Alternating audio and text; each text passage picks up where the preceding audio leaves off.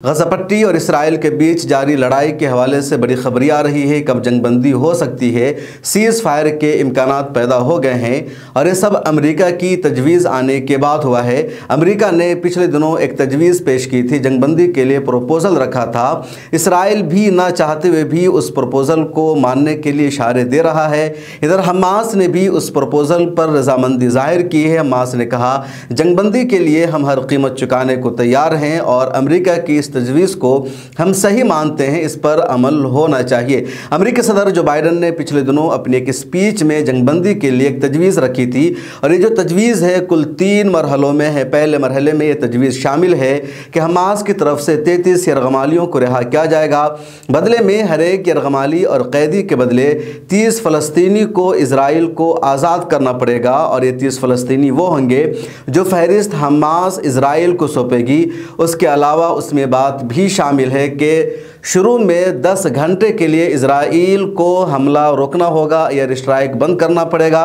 غزہ پٹی پر کہیں بھی فضائی بمباری نہیں ہوگی۔ دوسرے مرحلے میں غزہ پٹی سے تمام اسرائیلی فوج کا انخلاء شامل ہے، غزہ پٹی کو چھوڑنا شامل ہے، اور تیسرے مرحلے میں غزہ پٹی کی تعمیر نو شامل ہے۔ تو یہ کل 3 مرحلے ہیں جس کی کل تفصیل سامنے آئی ہے، حالانکہ مکمل تفصیلات سامنے نہیں آئی ہے۔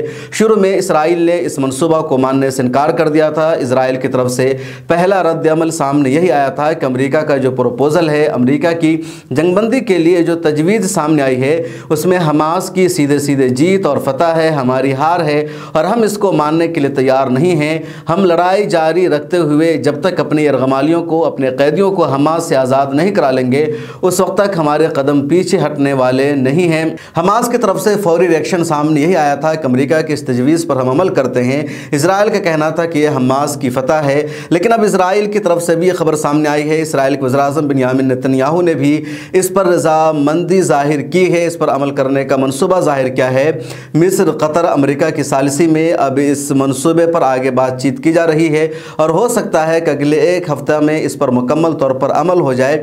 جنگ بندی کے 3 مرحلے شامل ہے، اور پہلے مرحلہ میں بات شامل ہے کہ 33 یرغمالیوں کو حماس کی طرف سے آزاد کیا جائے گا۔ اسرائیل نے بھی اس پر اپنی رضامندی ظاہر کر دی ہے کہ اگر پہلی فرصت میں حماس کی طرف سے 33 یرغمالیوں کو آزاد کر دیا جاتا ہے، 33 لوگوں کو حوالے کر دیا جاتا ہے، خواہ وہ 33 لوگ زندہ ہوں یا ان میں سے کچھ مردہ ہو، تو اسرائیل جنگ بندی کے آگے کے مرحلہ پر غور کرے گا۔ حماس نے بھی اس کے لیے رضامندی ظاہر کر دی ہے۔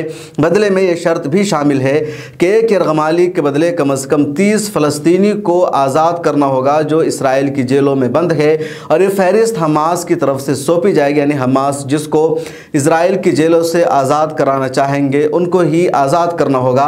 اس کے علاوہ پہلے مرحلہ میں بات بھی شامل ہے کہ اگلے 10 گھنٹہ تک غزہ پٹی پر اسرائیل کا کوئی بھی ایئر اسٹرائک نہیں ہوگا، کوئی بھی حملہ نہیں ہوگا، امدادی سامان کو وہاں بلا روک ٹوک جانے دیا جائے گا۔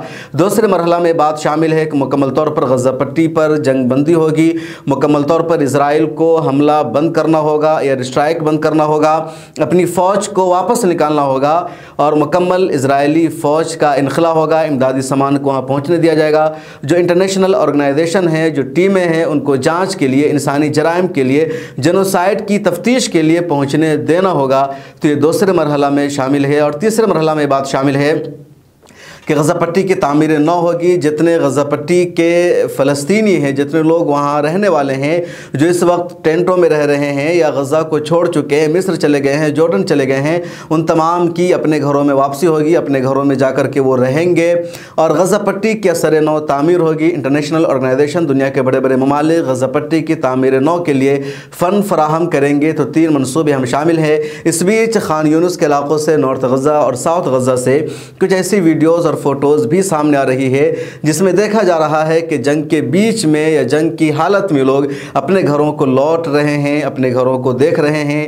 مسجدیں ٹوٹی ہوئی ہے، مسجدیں کھنڈر میں تبدیل ہے، لیکن اس کے باہر یہ نماز ادا کر رہے ہیں یا ملبہ پر نماز ادا کر رہے ہیں، اپنے گھر کے ملبہ پر یہ فلسطینی جھنڈا کو لہرا رہے ہیں۔